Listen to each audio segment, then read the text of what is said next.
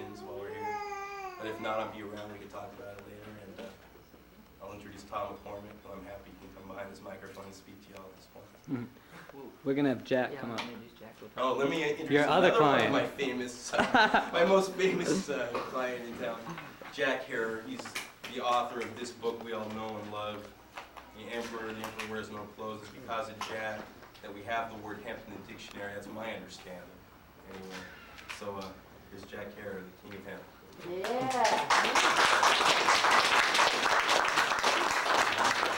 Your treat, Tom. It's nice to be back in California again. Last year I had the privilege of working on this for a year. I hope everybody's satisfied that's seen it. And at the same time, you might remember we were at a rainbow gathering. My whole organization had gone up to partake of acid and mushrooms. And we had gone up to a rainbow gathering in Oregon. And while we were there, the legislature at midnight, June 30th, passed a law recriminalizing marijuana down to a seed, making it jailable, making it searchable, making it so you could go back, if you found something, you could go back to their house and search their house. And generally, people would lose all their rights, even their children, if they were caught with so much of a seed. And it passed by 66% of the vote of the legislature, which were Republicans, basically, with a few Democrats. And then the most liberal Democratic governor of Oregon decided to sign it, and he came forth, this liberal Democratic governor, he says, after all, this is only just going to give the police more search and seizure rights and reasons to go in and see if these people are doing marijuana and to search them. So I don't see anything wrong with that. And we sobered up, and we went on July 5th, 1997, went back to Oregon from Eastern Oregon, started an initiative, actually a referendum, which you have 90 days from the time the governor signed it on July 3rd to collect 4% of the signatures of the voters of the state of Oregon.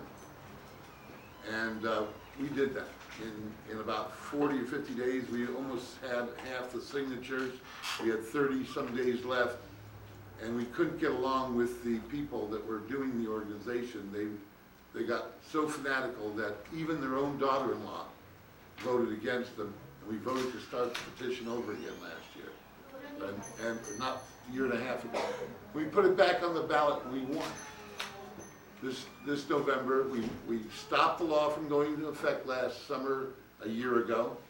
We stopped it from going into effect 100% by collecting the signatures. The first time a referendum had ever been done successfully in the state of Oregon in 90 years, and the first time a referendum had overturned a law that we won this year. And that was a bunch of us. While we did that, we put a medical initiative on the law. Nothing like the wonderful medical initiative that Dennis Perone gave us, and that we worked for so hard down here. That initiative that Dennis gave us is the most liberal of all the ones in the United States right now. And if you're, everybody I know, the 300, 400, 500 people that are closest to me, have doctor's notes. And if you don't have a doctor's note, I'd advise you to get one. And I mean, I just want to worry about my 300, 400, 500 closest friends that come over every day or so. And everybody's got their doctor's note, thank God. And we put it on the ballot in '96 and in '96 we ran Los Angeles and Orange County. We collected the signatures, we put it on the ballot, we won by 56%. When we were going up to the vote in Oregon this year, after stopping the law from going into effect, they told us we were only going to get at the most 51% of the vote. Some people said we'd get 54% of the vote.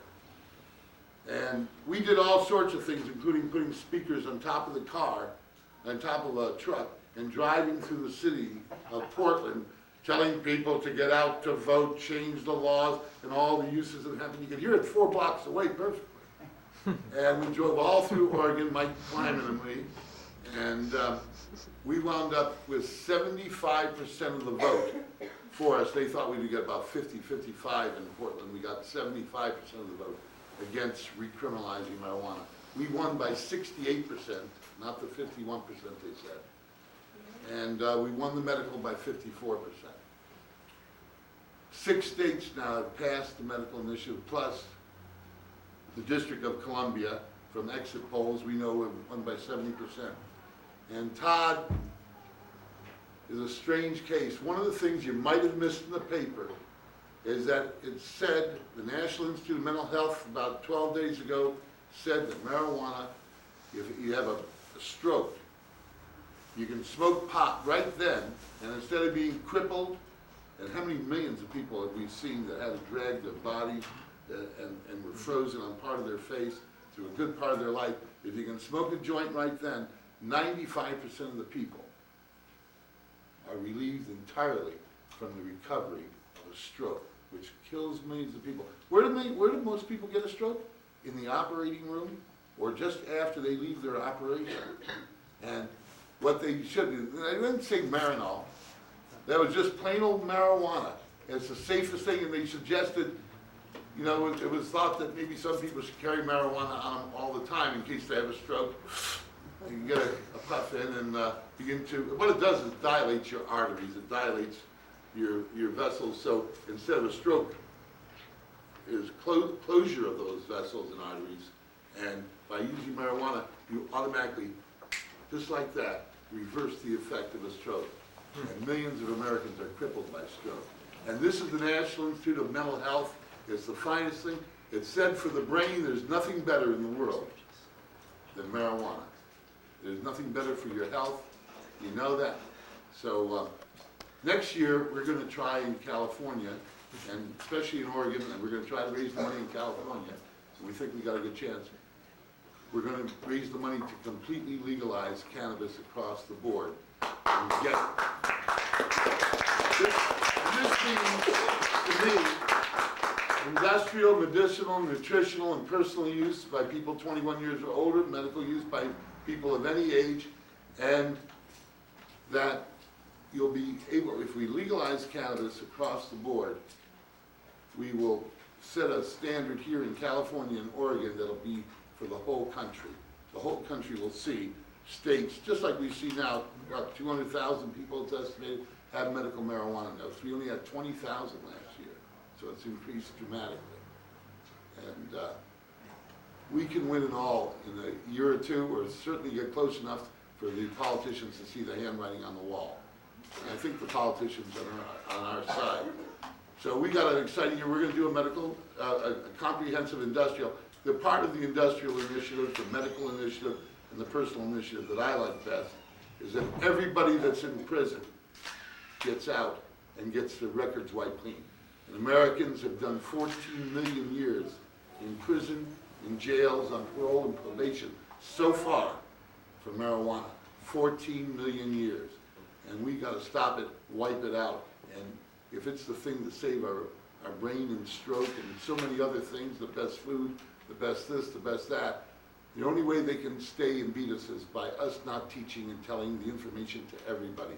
So everybody needs to be out there proselytizing this information.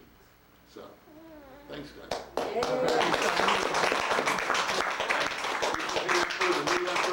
I promise you, we worked real hard on this. All right. What's that?